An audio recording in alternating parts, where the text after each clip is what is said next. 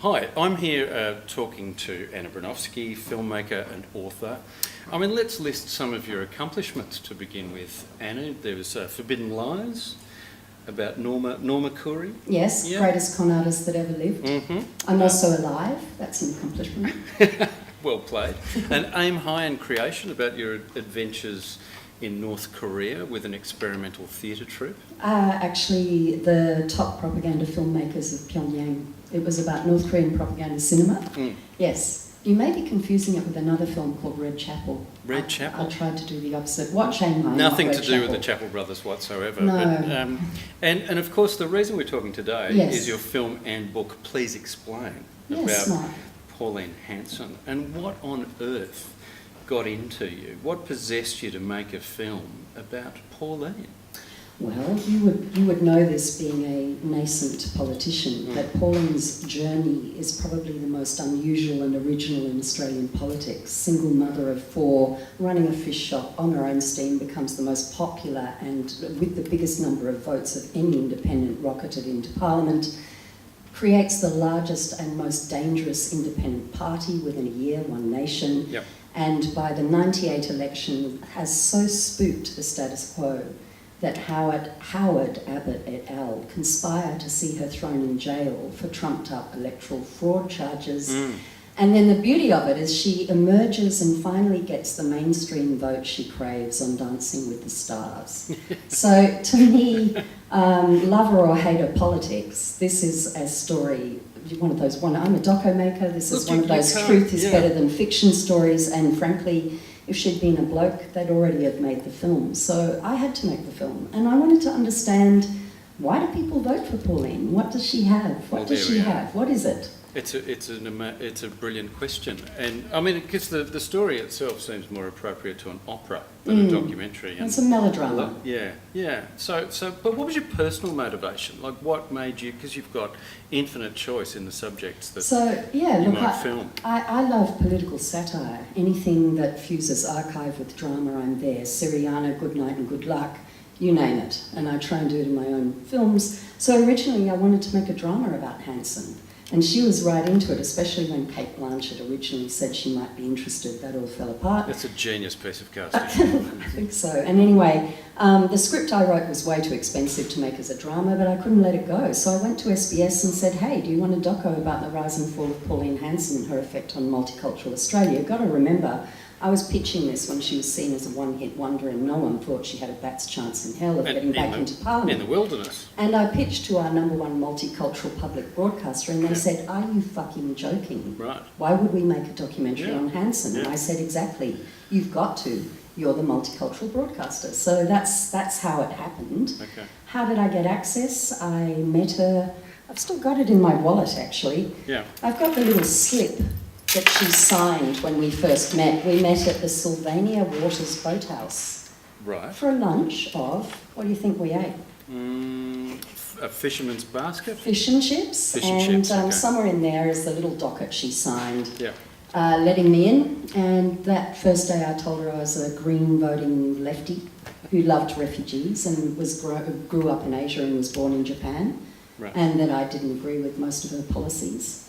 And she immediately trusted me and told me her life story. And where did she begin in telling that story? She began at the beginning, which was her first marriage, and she's fond of saying this. Hanson married a Polish Jew. So she is pro-multicultural. She always says this. And his name was Walter Zagorski. And they were together for a long time. He was abusive. And that's where it all began. What's interesting about Hanson, the other reason I'm interested in her, is that actually she's led a textbook feminist life. But she swears until she's blue in the face she's not a feminist and gets very cross with me when I suggest she might be. Yeah. Well, I mean, that was something quite common, say, in my mother's generation. Too. Yeah. And Mum ran our family, but absolutely refused to describe herself as feminist. Yeah. So it's a kind of traditional part of empowered Australian feminine identity in a way. I agree, and there's something about Hanson's proudly aggressive femininity that is quite impressive. She talks about, on one level, she'll rail against the big boys of politics, Abbott and Elle, who threw her in jail, and she'll stand up to them. And when the ABC says to her, after Trump got elected in 2016, oh, he's talking about draining the swamp, he's rallying the great unwashed, he talks about wearing your lack of education as a badge of honour. You're just like him, Hanson. She says, no, I'm not, he's like me. I did it 20 years ago. So on one level, she's absolutely proud of her legacy and a real fighter and will take on the big boys. But on the other level, she's proud of always having had home-cooked meals on the table for her husbands when they came home. She's a snappy dresser who's fond of a bargain. She keeps herself nice. And, you know, there's a lot of... She has a certain quite extraordinary sex appeal. And this is not a detour. I think charisma is more and more important for politicians in an age where politics has basically crossed over into celebrity reality TV. Sure. And one thing Hanson and Trump have in common is they were both reality TV stars. So they've earned the trust of voters. Yeah, Pauline wasn't the first time round, but she became one. Yeah, correct. That's true. And I would say that's why, a large part of why she got in, because when we look at reality TV stars, we accept them for their imperfections in a way we don't with politicians. Yeah. And people who watch Trump on A Celebrity Apprentice, or Hanson on Celebrity Apprentice here, accepted them for their faults. They're like the drunk uncle or the drunk aunt at the wedding. Yeah. And they cashed in on that. Well, a lot of people would say that, there's a perception anyway of authenticity in both those characters, and particularly in Hanson. Whatever cynicism there might be in her, there's incredible sincerity too. And so in talking about feminism, I'm sure there's a degree of calculation, but it's grounded in what she actually believes. She's very proud of saying that she says what she's thinking. And she has cashed in on that for a very long time. There's no filter between what's going on in her brain and what comes across on the camera. Yeah. And the camera doesn't lie. So that is why she's so magnetic to film. Yeah. Because you never know what she's going to do next, and it always comes across as genuine. Yeah. She's like a 5-year-old child. Her moods swing on a dime, and she's electric. However, Hanson Mark II, in collaboration with James Ashby, her pilot come spin doctor comes chief of staff, is a far more sophisticated political creature and is playing the woman of the people rather than being it. She's now a very wealthy woman, and she's very much part of the status quo. She's aspirational up the wazoo, and she got there, right? Yeah. So it's a kind of facade now. Yeah. I think. She's playing herself. She's exactly. Like, she's her own covers band. She's jumped the shark, and she's playing her cliche, So, the shark that she made back in the fish and chip shop. Yeah, although she still wears no-name brands, which I think is important. So how would you describe the content of Hanson's politics now? Because it strikes me as more the politics of personality and spectacle, of stunt, if you like. But where's the content? Look, you're right. They're assiduously using Facebook and social media, in particular Facebook, the Pauline Hanson's Please Explain page, where their modus operandi is to film her doing stunts, whether it's filming in the Great Barrier Reef to show that coral bleaching is not real, in the last pocket where there is no coral bleaching, or it's standing on a blighted beach somewhere saying, why do we have Muslim toilets here? Yeah? Stunts work for them. They get clicks, and the number 3 issues they get clicks on is farming, refugees/terrorism, and... So farming as in what are we doing for farmers? What are we doing for farmers? Right. Yep. Refugees and terrorism, anti-Muslim rants. Those are the 3 that get them clicks. But she's not about stunts. Hanson's, that's how she reaches her audience and keeps them enthralled. But Hanson has ridden a wave and continues to ride a wave because, and you know this very well, which is why let's hope you rise and other independents like you. The major parties have lost their way. There is a void of disgruntled voters all over the world, all over the Western world. Let's call them, ripe for the populist vote. Yep. And Hanson got in early, and she happens to be a far-right populist, and what we need now is the far-left populists. But she is saying exactly the sort of things that is speaking to these people, and they are a majority. The big parties have lost sight of what you need. The 1%ers are getting too rich. She is pro-free education. She's pro-free health. Is that right? Yeah. Well, yeah, Excuse me. I wouldn't have known what her views were on those topics. for Well, example. and she gets very cross about this because all she gets labelled with is the racism Yeah. brush. But in fact, many of her values are old school Labor from the 70s. Yeah, okay, sure. so she is speaking to the great disgruntled, unaligned majority out there with these values. Unfortunately, she also has these kooky far-right ideas, and she actually subscribes to strange far-right pamphlets about Muslims and all sorts of stuff. I sort of looked at her library while I was there. She does read. Out of sincerity or curiosity? No, she has no Research or- curiosity. No? Okay. No, she doesn't. She's an uneducated, proudly uneducated person who doesn't have the autodidact's pleasure for learning. Her biggest Achilles heel is that she's both very absolute, but also absolutely lacking in self-doubt or curiosity. And so this makes her very appealing because she stands up for what she believes, but she also never changes her mind. But the voters she's getting are up for grabs. Yeah. And good on you, and good on everyone who's going for them, because we need a Sanders, we need an Ocasio-Cortez, we need... Australia, I actually think, if you go back to the 70s, is in its heart a very progressive, open-minded country. And we need to bring back the left-wing populist leaders to reawaken that and take voters away from this narrow-minded nation of accountants that Howard turned us into. Well, that's right. I mean, you know, one of the basic ideas of Together is how poverty-stricken the agenda of the country has become. Yeah.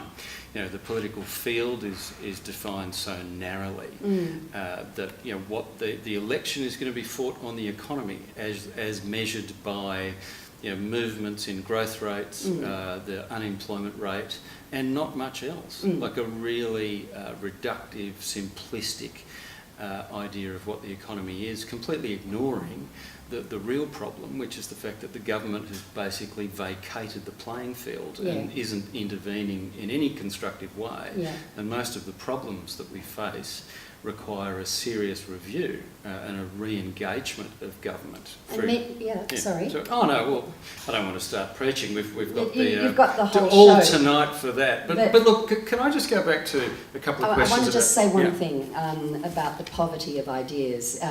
The dreaded word socialism has finally crept back into Congress in America. This is no small thing. And economists are now coming out and resurrecting the theory that came out in the 80s and 70s, late 70s, that GDP is fallacious because the only thing it doesn't measure is quality of life. So we absolutely have to go back and reassess how we measure growth. Couldn't agree more. There's a great New Zealand economist called Marilyn Waring who talks about the fallacy of GDP because of what it fails to measure and what it includes. And all of the ostensibly unproductive activity in the economy is left out. And the feminised jobs as primarily, well. Childcare, healthcare, senior care, teaching. And depending on where large international conglomerates base their operations, the GDP counting goes with the money rather than the actual economic activity or where you pay tax. So GDP is less and less a reliable indicator.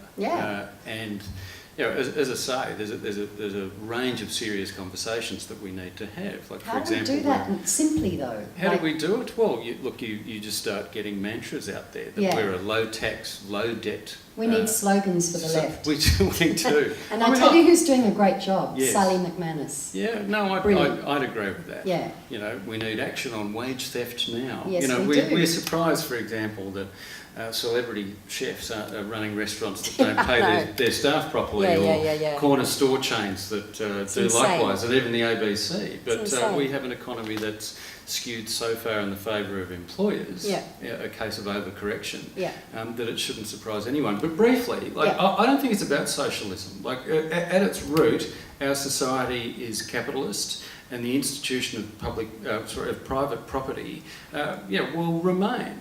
And so long as that's the case, I think talk about socialism is idle and misleading. Oh, we'll have to differ on that, because I actually believe one of the fundamental tenets that we've overthrown to our own detriment is the public ownership of assets. You see, I don't call that socialism. Maybe you don't, but now we're getting, nitty-gritty. All technical. I don't think we are. And I think, anyway, Commonwealth you can come Bank, back and we can power, argue the toss grids on that. and polls, all of that. We should have kept it.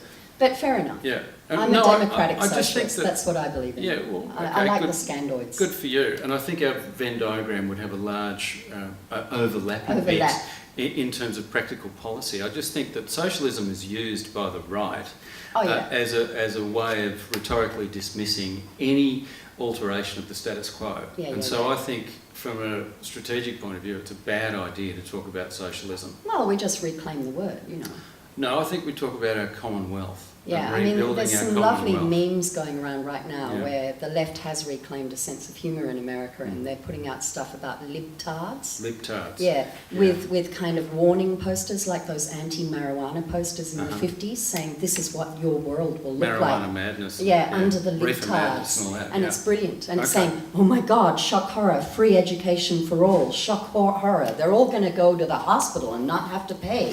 This is life under the libtards. Watch out. It's wonderful. We've got to do this. You see, I'm a big believer in the power of humour. Yeah. It's one of the most subversive weapons we've got. I have no idea what you're talking about. We're going to have to wind up. And South Park, we need an alternative to them, an antidote. Okay, all right. Last question. We have to make Matt Damon cool again. Anyway, Yeah, well, he lives up our way. Some of the year in Bondi. Go, Matt Damon. Matt Damon. Yeah. Last question. How on earth, and there's a slightly personal edge to this question, how on earth did Pauline achieve so much with so little, at least to begin with? How did she have such a tiny team and get the results? The first time or the second time? Well, both. Because even at the second time of asking, it was still an impressive achievement with limited resources. The first time was quite impressive, and it was a combination of luck and great timing. There is a phrase, and I thoroughly believe it, that if Hanson hadn't existed, Howard would have had to invent her. Right. So she became the stemwinder that was very useful, articulating the views he knew that he couldn't say in public. And then all of the legislation that then followed under the 13 years of Howard rule, or was it 11, mimicked one nation policies. So the first time she did it by just saying words that were not allowed to be uttered in Parliament at that time. Oh, that's We're right. being There was swamped a by Asians. bipartisan consensus. And if you remember 1996, we were the left was the mainstream. We have swung so far to the right, it's hard to remember this, but Hanson was the one who said, why should Aboriginals be given more money just because, no matter how small the amount of Indigenous blood is? And she said Aboriginal that flows in their veins. Yeah. And what she unlocked by saying the unsayable was a whole bunch of angry, white, disenfranchised, working class men who had suffered in the middle of the 90s under the beginning of privatisation, globalisation, delegitimisation of who they were. Well, the dismantling of the working class. Thank you. And they absolutely rallied behind our Pauline. They didn't care. Yep. They just backed her. And it was a minor rebellion, very much like what got Trump in. Yeah. The second time, she did it on Facebook with James Ashby. I was there following her for 12 months while she did this. And we were the only media crew.